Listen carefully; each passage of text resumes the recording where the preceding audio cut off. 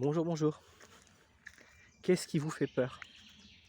Une question que j'ai déjà posée plusieurs fois pour des sujets bien différents et qui ramène toujours à peu près à la même chose. Qu'est-ce qui vous fait peur chez l'autre? Qu'est-ce qui vous met en insécurité face à l'autre? Ou à l'environnement? Ou à la situation? Où est le problème? Et comment vous vous sentez par rapport à ça? C'est un sujet très vaste qui peut être abordé sur des angles extrêmement différents.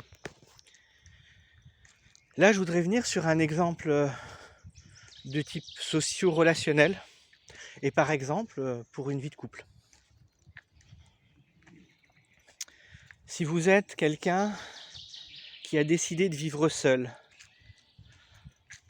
et je dirais malheureusement, c'est quelque chose qui est de plus en plus fréquent dans notre société aujourd'hui, pour plein de raisons que je ne vais pas aborder aujourd'hui et que je ne vais pas développer aujourd'hui parce que ce n'est pas le sujet. Si vous avez décidé donc de rester seul, par dépit, par nécessité, par survie, par peur, qu'est-ce qui motive ça à l'origine? Souvent, on va expliquer pourquoi on reste seul, pourquoi on ne veut pas de relation. Et bien comme à chaque fois, quand on explique pourquoi, on cherche une excuse. Et là encore, c'est pas un jugement, c'est juste une évidence.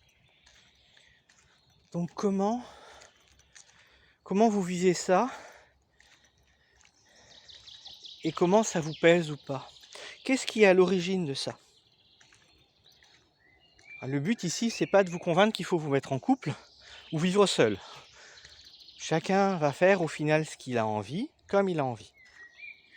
Mon but ici, c'est de vous faire prendre conscience, comme souvent,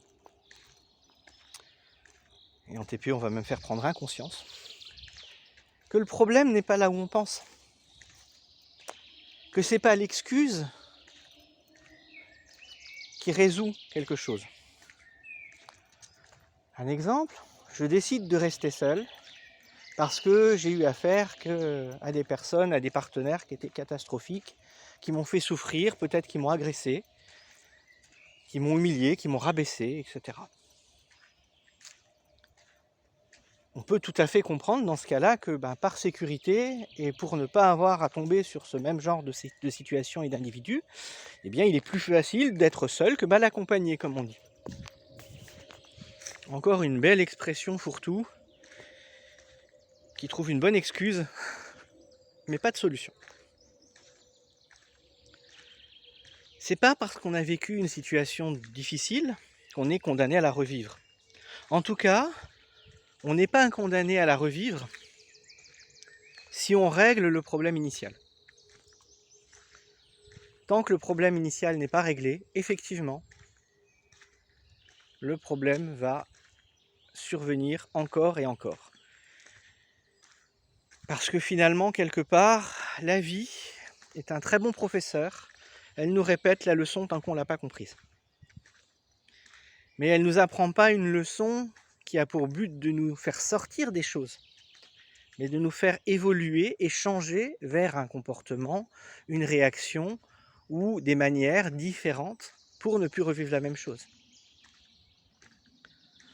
Si je reste sur cet exemple, et je reste donc sur un exemple, sur quand même quelque chose qui est assez courant et que je vois fréquemment en matière de relationnel, c'est qu'un comportement répétitif, une souffrance répétitive avec un partenaire, une partenaire ou même des amis ou même au niveau professionnel, se répète parce que on suit un modèle qu'on a appris, souvent dans notre petite enfance, souvent avec notre famille, parfois avec l'éducation ou la société.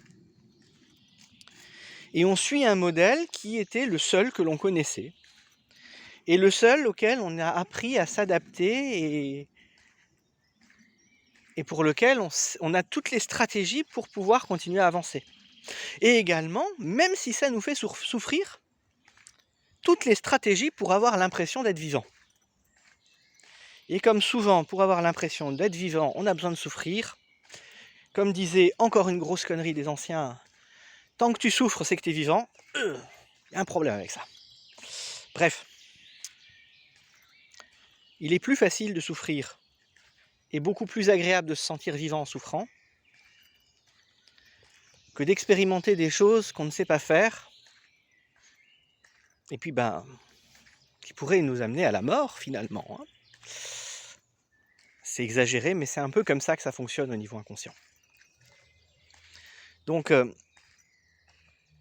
si cette situation, vous la vivez par dépit, par nécessité, parce que vous n'avez pas trouvé d'autre solution, soit.